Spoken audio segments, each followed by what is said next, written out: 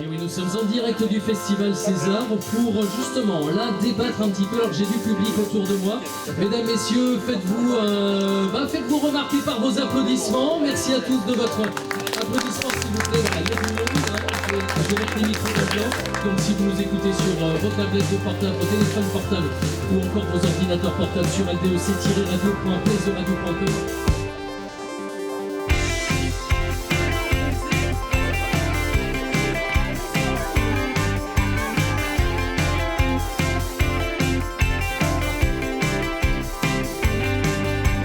Il y avait une actualité qui est de plus en plus brûlante, c'est la question du devenir du climat sur la planète. Toute personne sur Terre est impliquée dans cette histoire. Et de se dire, mais si on réfléchit un peu, peut-être que nous, on est une part de solution. Et qu'on a peut-être des choses à proposer. Et c'est pour ça que c'est entrée libre aussi. Tout est en accès libre. Et dans ce volet scolaire qu'on a fait, on a accueilli 1500 scolaires, j'espère qu'à l'intérieur des classes, il y aura un enfant qui peut-être trouvera l'énergie du futur, qui aura peut-être le moyen de concevoir quelque chose. Mais le maître mot de ce festival, c'est la créativité, c'est allier la culture, l'artistique, l'art, à l'écologie, réconcilier tout ça pour que ça forme une espèce de boule d'énergie qui fasse qu'on ait envie et qu'on soit motivés tous pour agir ensemble.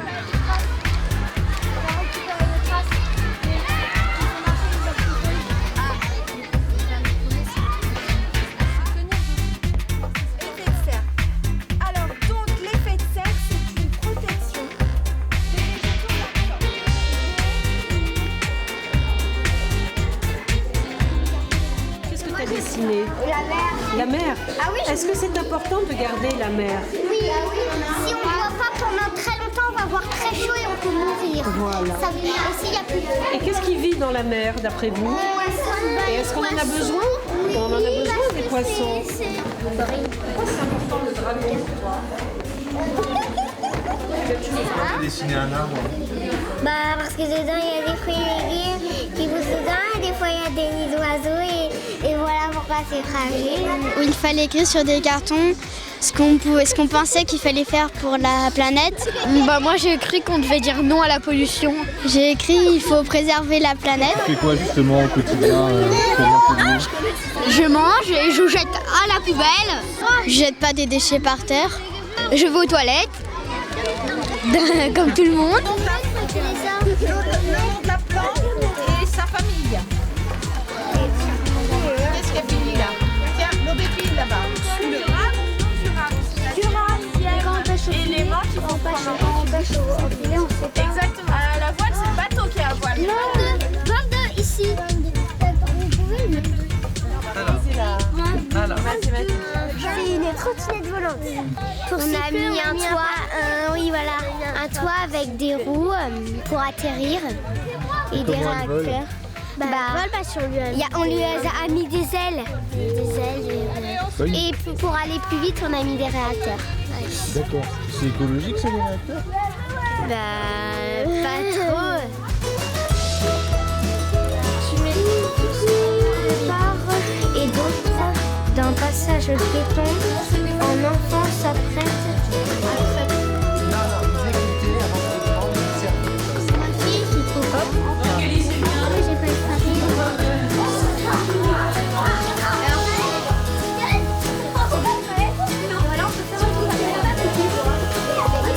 Et ça qui est d'habitude, vous en faites quoi? Normalement, on les utilise là, mais là c'était pour le plaisir, donc on a fait une fleur. C'est pour le recyclage. Maintenant les sacs plastiques, tu vas les jeter, tu vas les garder?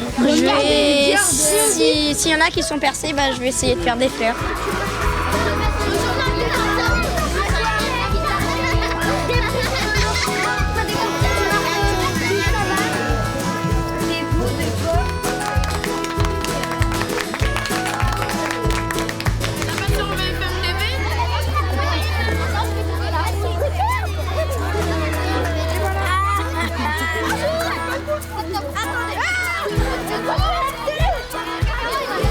Est-ce que c'est bon?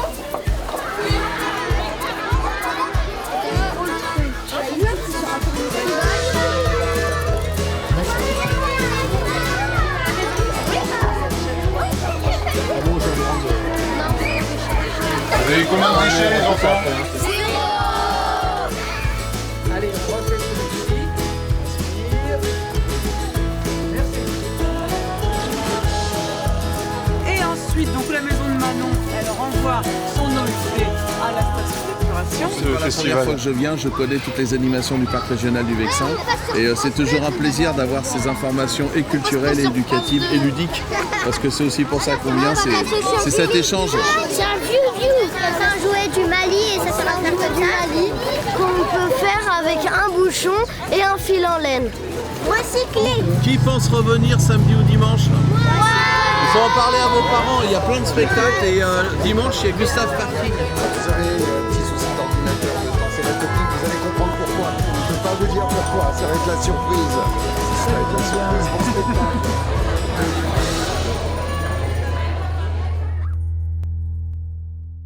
Je vous souhaite un excellent spectacle, monsieur Gustave Parking. Ouah, ça fait du bien de gueuler un petit peu, hein. Il y a des gens qui sont encore en retard. Est-ce que vous pouvez faire une autre parce qu'ils ont l'impression que c'est commencé depuis 2 heures. Allez-y. Je vous remercie d'être restés 2 heures avec moi. J'espère que vous avez bien rigolé. Rentrez bien chez vous. Bonsoir. Alors pour ceux qui ne me connaissent pas, je vous explique mon spectacle est fait avec des objets simples et récupérés.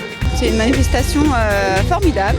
Il y a beaucoup de choses intéressantes. On vient de voir un spectacle merveilleux. On a vu Gustave Parking, qui est un humoriste fabuleux. Il ne faut pas rater, il faut aller le voir absolument et se soutenir. Voilà. Gustave Parking, c'est le roi du réemploi. C'est quelqu'un qui, pour moi, compte beaucoup parce qu'il a sa manière de dire les choses, de les faire avec humour, mais en même temps, c'est très philosophique aussi. Si je représente une idée quelconque qui est au niveau de l'écologie, ça me fait hyper plaisir qu'une association écologique m'invite. Ça veut dire que je suis un peu dans le vrai. Et puis je trouve ça vachement bien, tout ce qui est la consommation locale. Moi je recycle les mots, je recycle des arbres parce que j'ai une forêt aux Antilles dont je m'occupe. Donc je trouve ça qu'il faut recycler tout. On a accueilli des spectacles aussi qui ne parlaient pas seulement d'écologie, mais qui en fait nous parlaient aussi d'humanité et toujours avec cette conscience de l'humour et du rêve.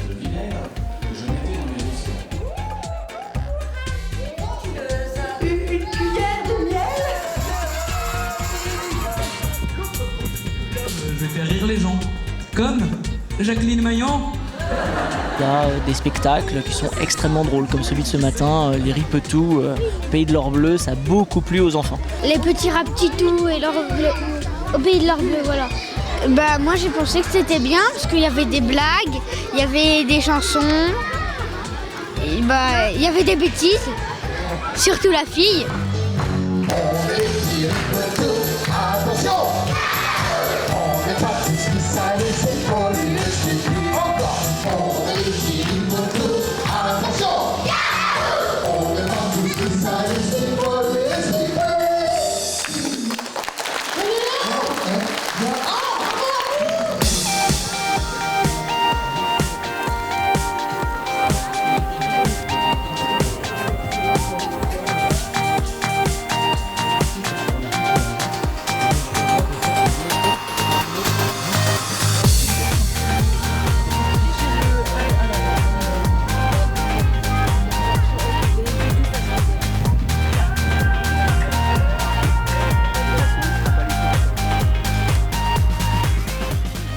C'était foisonnant, il y avait tout pour faire la fête, il y avait effectivement des ateliers créatifs, il y avait des associations locales, il y avait Greenpeace, des ONG, il y avait des artistes, des gens qui ont apporté leur éclairage mais en même temps qui sont tous prêtés au jeu. C'est une atmosphère assez sereine, assez sympa, conviviale, c'est aussi ludique, les enfants on peut les laisser marcher sans risque de les perdre ou de les voir faire des bêtises. Et je pense que ce cadre ici, pour le camp de César, c'est magnifique pour ça, parce qu'on est dans une espèce d'îlot de verdure et qu'on est en plein dans cette nature, donc du coup c'est propice à ce que chacun puisse un petit peu échanger. On a eu l'occasion de se faire masser, c'était le shiatsu. Le shiatsu, oui. Shiatsu, donc ça nous a relaxé une bonne demi-heure. TNT. Ouais, ils étaient vraiment sympas, ils sont très drôles et ils sont vraiment très très bons. Ouais.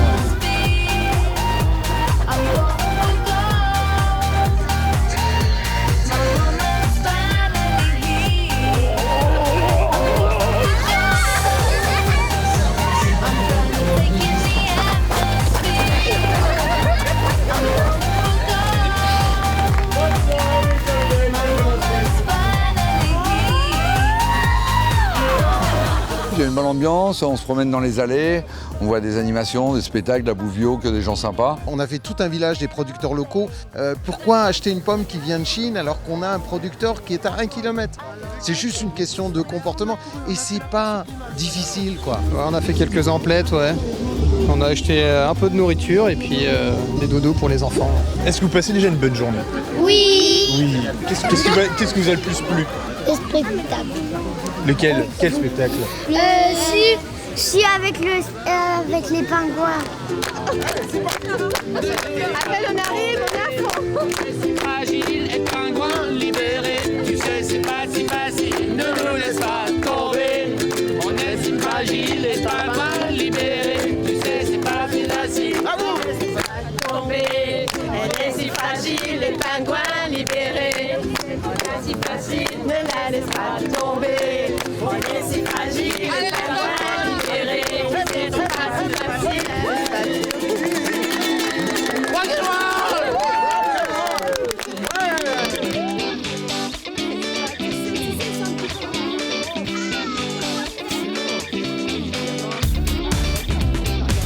On va parler plutôt de course coopérative. On n'est pas vraiment dans une logique de course performance, et tant mieux, parce que la performance tue les rapports sociaux, alors que là on est vraiment dans une course partage, dans une course bonheur, dans une course découverte, parce que l'enjeu ça a été aussi de leur faire découvrir que courir c'est pas qu'aller de l'avant, mais être capable également de reculer. Et savoir reculer pour bien avancer, je crois que c'est l'enjeu aujourd'hui de notre société moderne.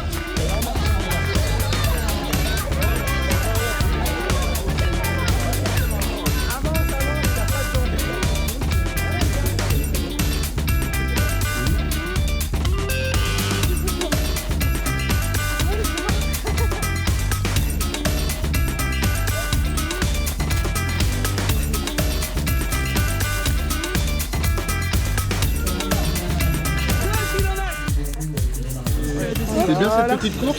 Ouais, ça va, ouais. C'est bizarre de courir en arrière, mais bon, pourquoi pas. La confiance s'est installée rapidement? Oui, la confiance ça va, mais c'est plus, on va pas vite quoi. Voilà. Mais et oui, alors courir avec un marathonien d'extrême? Bah ouais, on l'a pas vu, on l'a semé en fait. Je sais pas où il est perdu dans les bois. L'aspect sportif de Malek, mine de rien, c'était une symbolique par rapport au fait de se bouger. À partir du moment où on devient dynamique, il y avait cet aspect-là. Et puis la deuxième chose, c'est que Malek, il a vécu des choses sur la banquise qui est simplement incroyable. C'est-à-dire le fait de pouvoir se dépasser. L'être humain a cette capacité de se dépasser. On vous a pas vu, hein?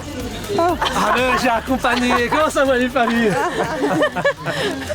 Être parrain, je crois que c'est surtout savoir donner de son temps, déjà, être disponible, être dans le partage et essayer d'apporter modestement ce sur quoi je peux apporter, comme la part de rêve, la transmission, croire en soi, ce que j'ai essayé de faire hier, en tout cas devant le public des jeunes.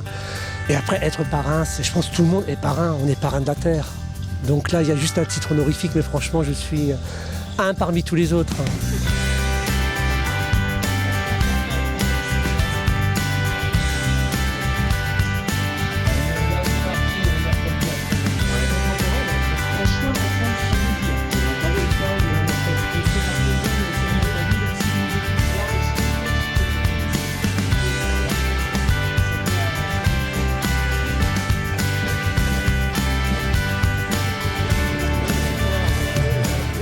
De par mon métier qui est la diététique, on fait attention à ce qu'on mange, on cultive dans son jardin, on plante des fleurs pour les abeilles.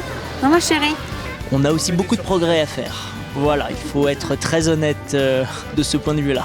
Voilà. Mais c'est toujours intéressant d'avoir une petite piqûre de rappel sur des journées comme celle-ci pour nous rappeler le bien fondé de préserver l'environnement. On essaie de sensibiliser les enfants. Principalement, nous, on n'a pas vraiment été sensibilisés par nos parents, c'est tout le contraire même. C'était plutôt surproduction, surconsommation. On essaie de transmettre d'autres valeurs à nos enfants et c'est pour ça qu'on les emmène aussi ici pour qu'ils voient autre chose. Ouais. Voilà, après on a nos contradictions. Hein. Dès que tu pètes dans la rue, tu pollues quelque part. Non mais c'est vrai. Ce qui nous plaît, je pense, c'est l'engagement. Voilà, l'engagement et puis l'idée de sensibiliser l'ensemble des personnes à la protection de la planète et devenir plus humains et solidaires entre nous. Voilà. C'est assez à l'échelle humaine encore, donc c'est ce qu'on recherche aussi. proche de la nature, Les arbres. avec des considérations où en fait on va se dire réduisons notre empreinte environnementale, mais aussi respectons les autres par rapport aux nuisances qu'on peut porter au niveau sonore, olfactif, etc. Et puis les arbres ici. Vas-y. Les arbres ici quoi? Ils sont beaux. Ils sont beaux. Ça fait 30 ans que je le dis. Quelle que soit ta passion, quelle que soit ta religion, si ton ciel peut t'attendre, la terre ne le peut plus, s'amuser à la défendre est une urgence absolue. Je pense que cet aspect éducatif et festif, et c'est vraiment le cœur du festival, mais ça veut dire que des institutionnels doivent nous suivre, nous continuer à nous soutenir, sinon on n'arrivera pas, effectivement, on n'est rien tout seul. Mais c'est essentiel, sinon on retombe dans un aspect un peu commercial, et ça on veut éviter parce que c'est pas du tout le but du festival. Donc avis aux amateurs, aidez-nous, continuons à avancer, et je pense qu'il y a de très belles choses à faire dans le Vexin.